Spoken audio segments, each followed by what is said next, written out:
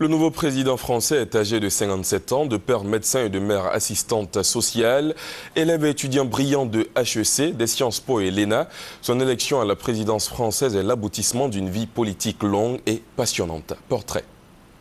Il n'était qu'une poignée autour de lui. Ce jour de mars 2011, François Hollande est bien isolé quand il se lance dans l'aventure.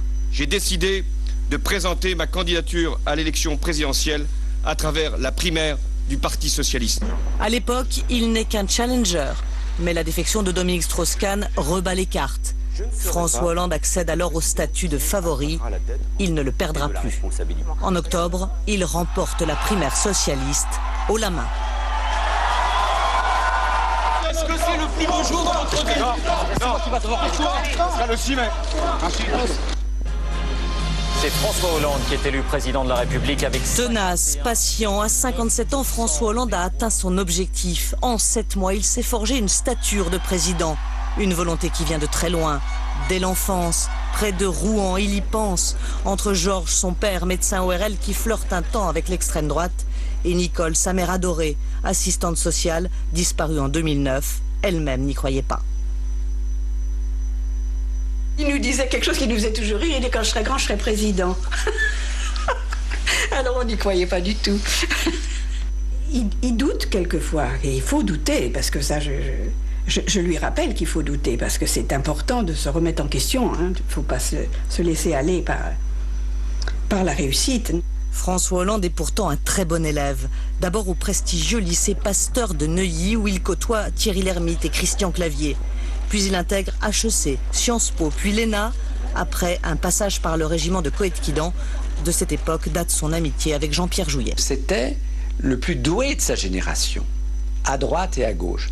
Et tous savaient que si quelqu'un devait accéder aux fonctions les plus importantes, un jour, ce serait François Hollande. C'est également à l'ENA qu'il rencontre Ségolène Royal. Le couple est repéré par Jacques Attali, qui les fait venir comme conseiller à l'Élysée. Ségolène et François. Donc j'étais chez Maxime. 30 ans de vie personnelle et politique commune. Ensemble, ils entrent à l'Assemblée nationale. Lui est élu de Corrèze, le fief de Jacques Chirac, elle du Poitou. Jamais mariés, ils auront 4 enfants qu'elle médiatise. C'est l'époque où ils partagent tout, les mêmes combats, le même mentor, Jacques Delors. Mais vient le temps du pouvoir.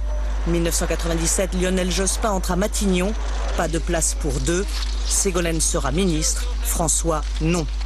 Il doit se contenter du Parti socialiste. Apparemment un poste de consolation.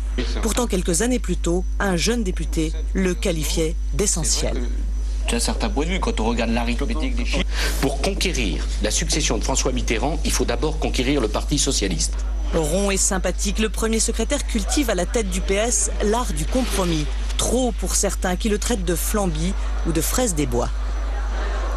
Pour l'instant, il n'a pas eu un mot pour briser cette mode lamentable du nini.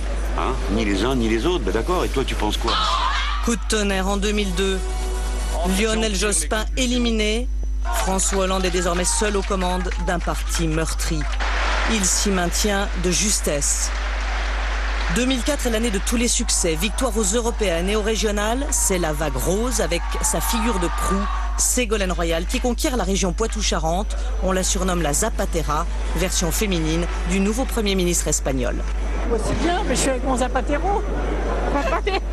Couple vedette, mais encore une fois, elle le réduit au second rôle. De Robert et bien sûr de François, ça me permet de joindre l'utile à l'agréable, car nous ne nous sommes pas beaucoup vus pendant cette campagne.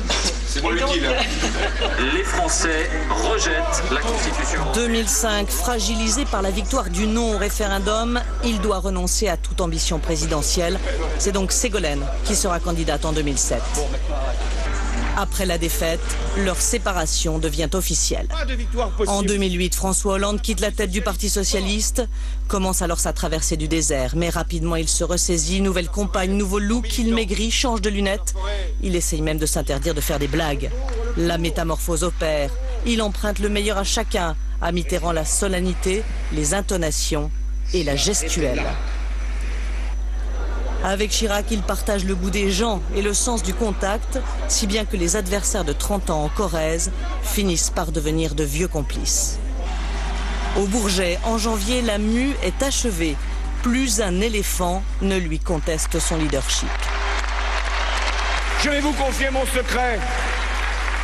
Ce secret que j'ai gardé depuis longtemps, mais que vous avez sans doute découvert. J'aime les gens quand d'autres sont fascinés par l'argent.